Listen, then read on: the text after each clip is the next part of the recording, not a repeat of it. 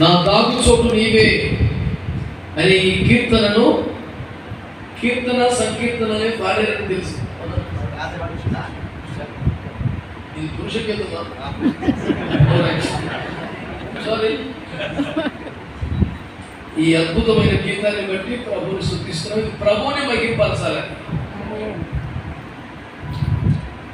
ఈ ఆశ నెరవేరాలంటే ఈ పాట మీరు అందరూ నేర్చుకుని పాడితేనే. ఇక్కడ యూట్యూబ్లో ఉంటుందా?